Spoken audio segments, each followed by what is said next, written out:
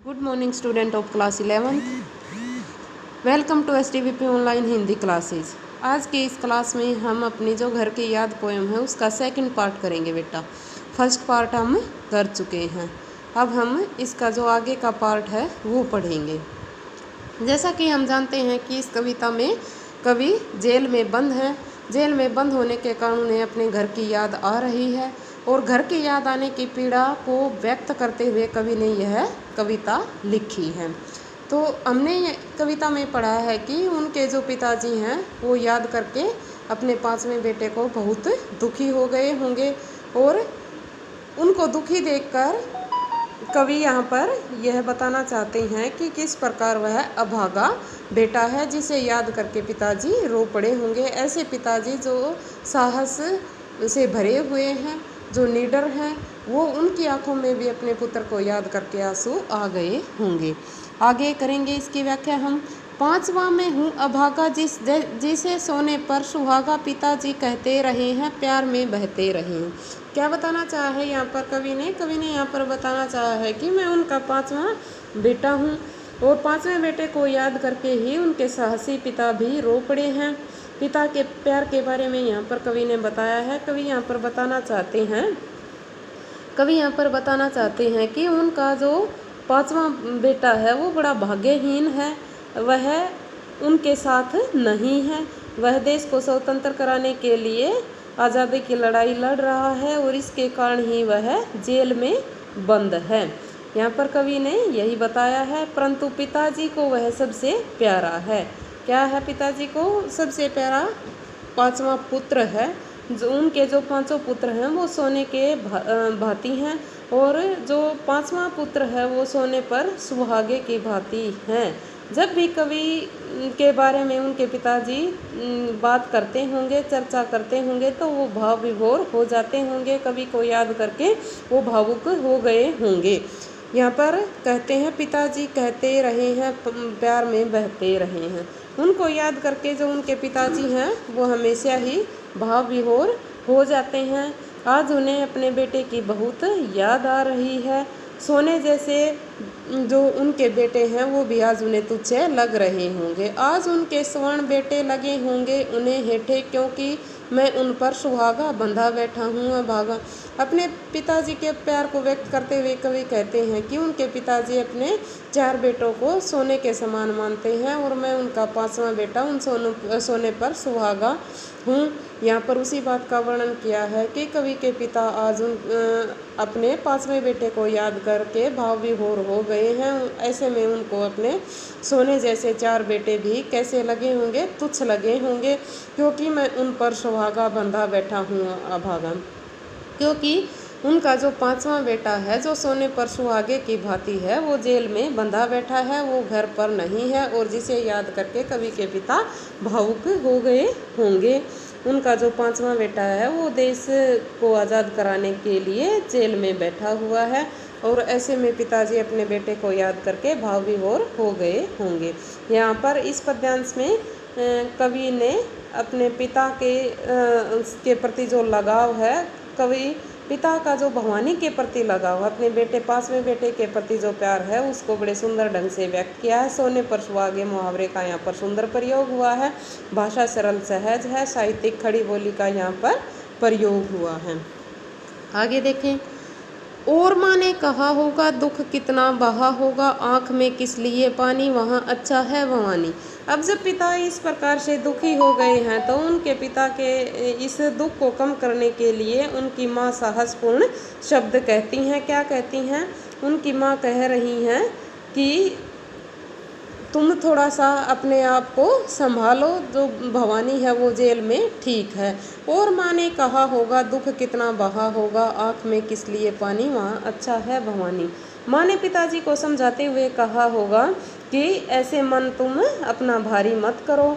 ऐसा करते समय जो उनका ऐसा कहते हुए जो माँ का मन है वो बहुत दुख से भर गया होगा, क्योंकि माँ को भी दुख है कि उनका बेटा जेल में बंद है, घर में नहीं है। लेकिन माँ अपनी भवानी के पिता को समझाती हुई कहती है कि भवानी जेल में बहुत अच्छा है, तुम्हें आंसू बहाने की उसके लिए कोई ज़रूरत नहीं है।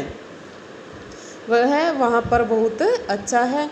बस इतना ही है कि वो घर से दूर है। वह तुम्हारा मन समझकर और अपनापन समझकर गया है, सो ठीक ही है, यह तुम्हारी लीक ही है। माँ भवानी की जो माँ है वो उनके पिताजी को समझाते हुए कहती हैं कि अब तुम इतना मन भारी क्यों कर रहे हो, वह तुम्हारा मन रखने के लिए तो इस मार्ग पर चला है, यानी कि यह तो तुम्हारी परंपरा है। लीक मीन्स जो परंपरा है, रीति रिवाज है, वह है कि देश को आज़ाद कराने के लिए तुम चाहते थे कि तुम्हारा बेटा काम आए। वह तुम्हारा जो मन है उसको समझकर ही तो इस मार्ग पर चला है, और तुम्हारे साथ जो अपनापन है उसे निभाने के लिए ही वह जेल में बैठा है। तुम्हारे कहने पर ही वह इस मार्ग पर चला है। गया है सो ठीक ही है, और अब जब वह चला ही गया है तो अच्छा ही है। देश को आज़ाद कराने के लिए वह जेल में बंद है तो इसमें कोई बुराई की बात नहीं है। यह तुम्हारी लीक ही है, यह तो तुम्हारे परिवार की परंपरा ही रही है। अतः अब तुम अपने आप को दुखी मत समझो, अपने आप को भावुक मत बनाओ। पाँव जो पीछे हटाता कोख को मेरी लजाता, इस तरह हो न कच्चे रो पड़ेंगे और बच्चे। माँ जो है कवि की, वो उनके पिताजी को समझाते हुए कहती हैं कि यदि वह ऐसा नहीं करता, आपका भी तो यही विचार था कि वह देश के लिए लड़े, और ऐसा वह आपकी आज्ञा का पालन नहीं करता, ऐसा नहीं करता, अपने पैर पीछे हटा लेता, तो ऐसे में क्या होता, ऐसे में मेरी कोख भी लज्जा जाती, मुझे भी अपने मातृत्व पर शक होता, मुझे भी अपनी जो अपना जो दूध है जो उसके ऊपर अभिमान है कि वो देश के लिए लड़ रहा है, और यदि वह ऐसा नहीं करता तुम्हारे कहने के पश्चात भी, तो मैं अपने कोख को भाग्यशाली नहीं बताती, वह मेरी कोख को ऐसा न करके लजाता। इस तरह हो न कच्चे। माँ समझाती हुई कहती है कि आप इस तरह अपना मन कच्चा मत करो, रो पड़ेंगे और बच्चे। यदि आप ही रोएं, आप रोओगे तो दूसरे जो बच्चे हैं वो भी भवानी को याद करके रो पड़ेंगे। इस प्रकार इस काव्यांश में हमने देखा कि कवि की जो माँ है, माँ द्वारा धैर्य बंधाने का स्वाभाविक वर्णन यहाँ पर किया गया है। लीक पर चलना, पाँव पीछे हटाना, कोख लजाना और कच्चा होना आदि मुहावरों का स्वाभाविक तौर से यहाँ पर प्रयोग किया है कवि ने। संवाद शैली यहाँ पर है, भाषा सरल सहज है, खड़ी बोली का यहाँ पर प्रयोग हुआ है। इस प्रकार इस काव्यांश में कवि की माँ कवि के पिताजी को समझाते हुए कहती हैं कि आप भावुक मत हो, जेल में भवानी अच्छा ही है। पिताजी ने कहा होगा, हाय कितना सहा होगा, कहाँ मैं रोता कहाँ हूँ, धीर मैं खोता कहाँ हूँ। इस पर अपने पिताजी के बारे में बताते हुए कवि कहते हैं कि उनकी माँ ने जब उनके पिताजी को समझाया होगा तो पिताजी ने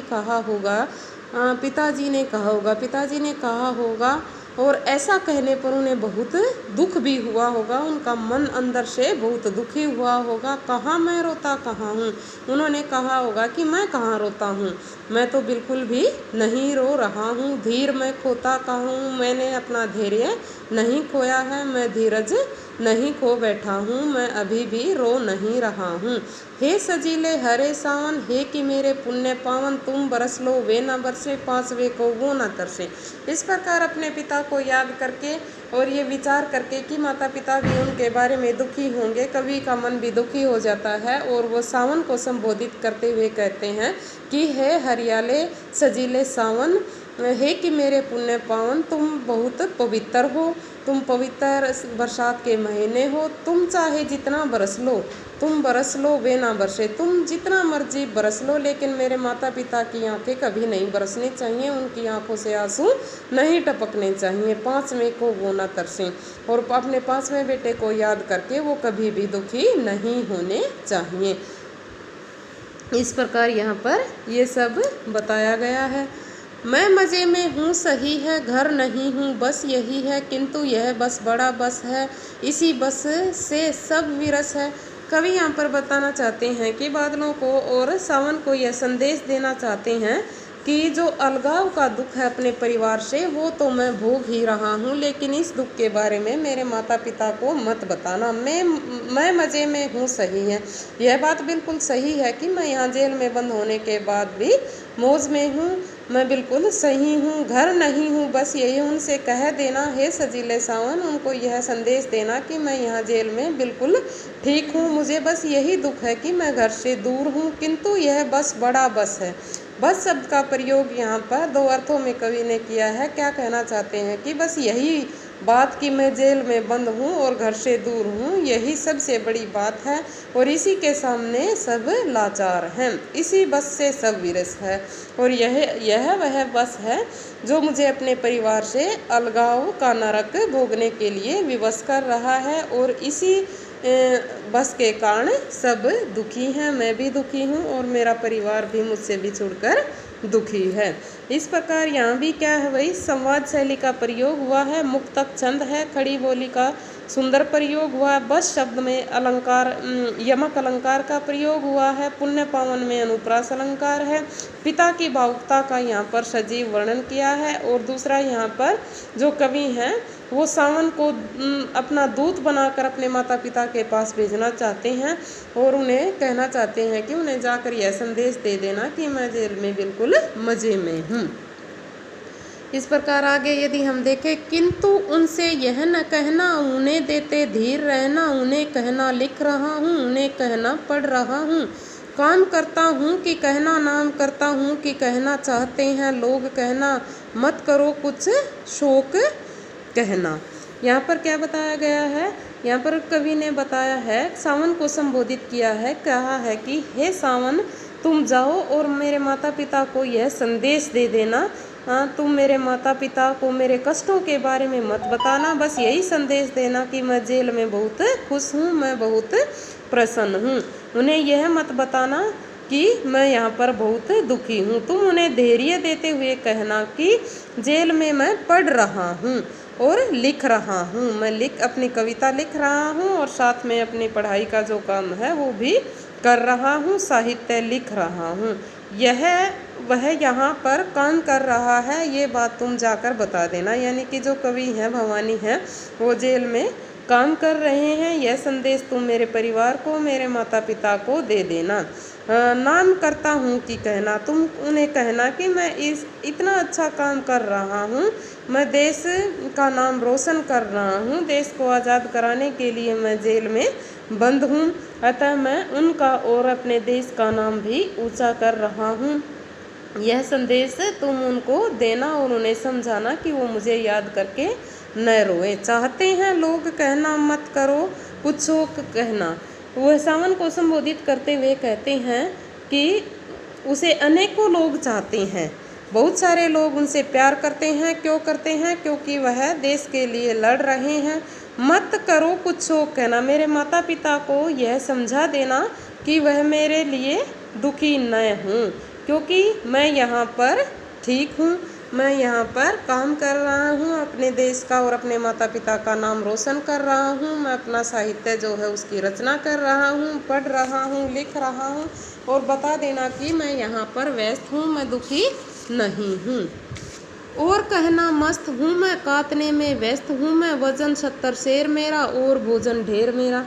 आगे कवि यहाँ पर बताना चाहते हैं कि मेरे माता पिता को बिल्कुल भी ये मत कहना कि मैं यहाँ पर दुखी हूँ, उन्हें यह संदेश देना मैं यहाँ पर सुखी हूँ, मैं यहाँ पर अपनी मस्ती में जीवन व्यतीत कर रहा हूँ, मैं यहाँ पर सूत काटने में व्यस्त हूँ, मैं यहाँ पर गांधी जी द्वारा बताए हुए मार्ग पर चल रहा हूँ और जेल में रहकर सूत काट रहा हूँ। वजन 70 शेर मेरा, मैं किसी प्रकार दुखी नहीं हूँ, पूरी तरह स्वस्थ हूँ। जेल में बंद होने के बाद भी मेरा जो वजन हो वो 70 शेर है, 70 किलो मेरा वजन है, और भोजन मेरा, और मैं ढेर सारा भोजन यहाँ पर ग्रहण कर रहा हूँ। कूदता हूँ, खेलता हूँ, दुख डट कर ढेलता हूँ, और कहना मस्त हूँ मैं, यो न कहना अस्त हूँ मैं। आगे यहाँ पर संदेश दिया है कि मेरे माता पिता को किसी प्रकार का यह आभास मत होने देना कि मैं जेल में उन्हें याद करके दुखी हो रहा हूँ।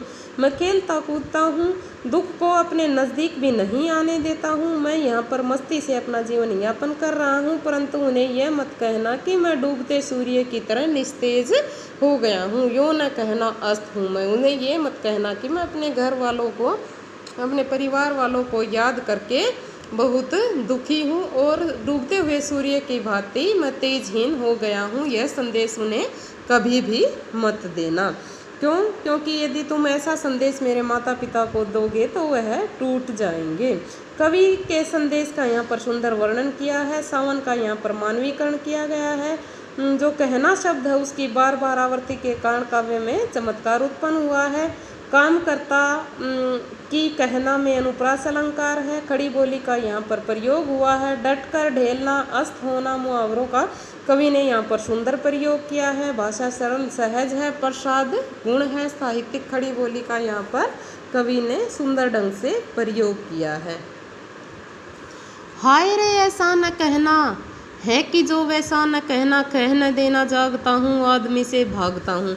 यहाँ पर कवि को डर है कि कहीं सावन जाकर मेरा संदेश ये ना दे दे कि मैं यहाँ पर दुखी हूँ, मेरा वहाँ पर वर्णन न कर दे कि मैं किस प्रकार अपने परिवार को याद करके जेल में परेशान हो रहा हूँ। कवि सावन को यहाँ पर सावधान करते हुए कहते हैं कि मेरे परिवार वालों को, मेरे परिजनों को मेरी सच्चाई मत बता देना। उन्हें यह मत बता देना कि मैं देर देर रात तक जागता रहता हूँ और मैं आम आदमी से दूर भागता हूँ, मैं चुपचाप रहता हूँ।